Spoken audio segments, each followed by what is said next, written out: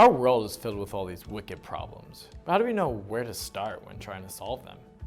Our special guide for solving problems is called design thinking. Now, design thinking is this fun, iterative approach where you get to understand humans and their behaviors and really try to look into their underlying motivations and needs. It is a great technique for discovering complex and unknown problems. Design thinking is broken down into 6 different cyclical steps. So first, empathy, define, ideate, prototype, test, and iteration. In this module, we're going to give you an overview of the design thinking process. But honestly, the best way to learn design thinking is by going out there and doing it on your own. So we're going to walk you through a design thinking activity. But first, let's dig deeper into each phase. Empathy is the first phase in design thinking. Empathy is the ability to put yourself in someone else's shoes to try to understand life from their perspective.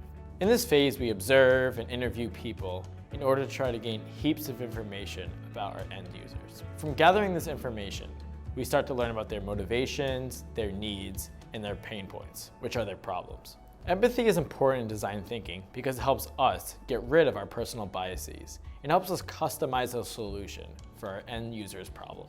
We have to remember that what works best for us isn't always what's best for other people. Now let's learn about a persona, which is a summary of all the main findings from our observations and interviews. We turn all this information into one person.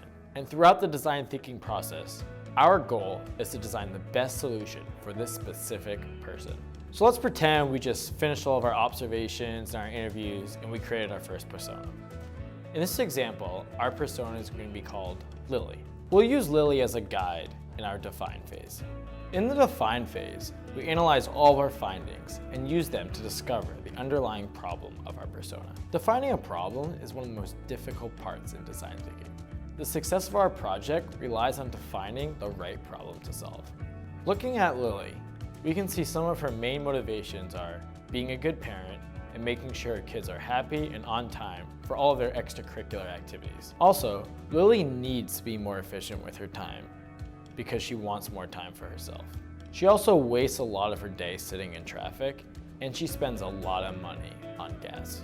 Now we're going to use all this information to fill out a formula for our point of view statement, which is also known as a problem statement. This statement helps us organize who we're solving for, what their motivations and needs are, and an insight that we can gather from all of our findings. Based on Lily's persona, we can make the insight that Lily's kids get very upset with her when she's late to picking them up from their extracurricular activities.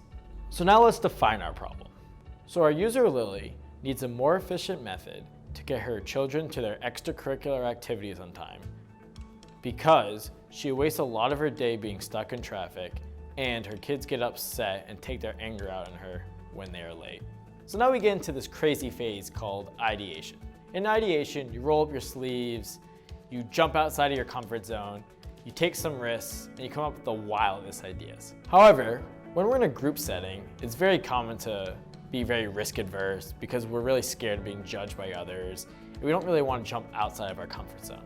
But in reality, the best ideas and innovations come when we take risks. So here's a list of some important rules to follow during the ideation phase. We'll put these rules in the PDF at the end of the module. These rules help create a productive and safe environment when coming up with ideas. So now we're going to start the ideation phase around our point of view statement. A common technique in ideation is reframing the statement into a question. And we're going to reframe this question into a how might we question. This phase allows us to rephrase the problem into a way that allows us to generate new ideas about something without a concrete answer. So now I'm going to change my POV statement into a how might we question. So how might we help Lily find a way to be more efficient with her time and appease her children by getting them to their extracurricular activities on time? So check out some of my ideas. So my first idea is, let's create an app where families can link their children's schedules so they can organize and sign up for drop-off and pickup times for their kids. My second idea is to create tolls for using streets and motorways around the city. The price of the toll depends on how many people are in your car. So if there are more people in your car, then you pay less because you're helping reduce the traffic.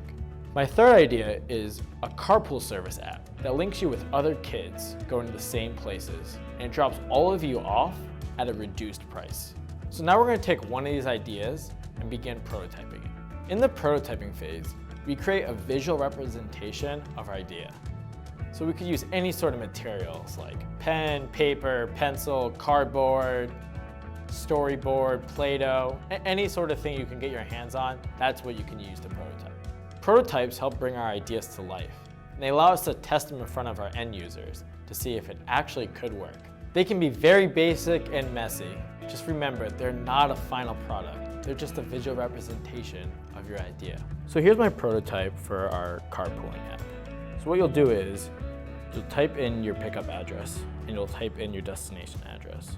When that happens, it'll tell you how much it costs and what's the pickup time. For in this example, it takes 5 minutes for the car to pick you up. So if you're looking over here, this is the other part of the prototype. And as you can see, it'll show you the location of the car and all the different kids that are getting picked up before you reach your final destination. After finishing prototyping, we begin the testing phase. And in this phase, we present our prototype to our users and try to get some feedback from them. Now it's important to remember, we're not testing our users, we're actually testing our physical prototype.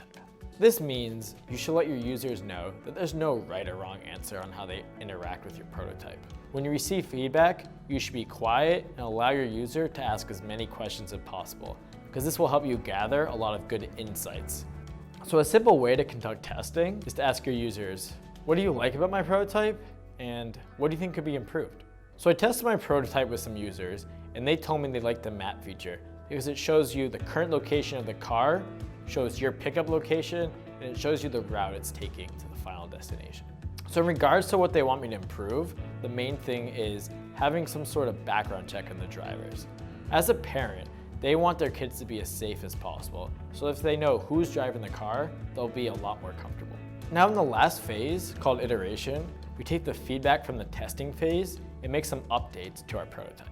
So based on the feedback, I made the following updates to my prototype. So we're adding the driver name and the driver rating, so we know who's picking you up and their experience. And we also have a place that says they completed a background check. And hopefully these features will help make parents more comfortable when their kids are using this service. Now in a matter of minutes, you've seen the design thinking process come to life. We started with a persona, and now we have a real life prototype that we could use to solve a problem. Design thinking is a rapid and fun process that really provides structure to complex problem solving.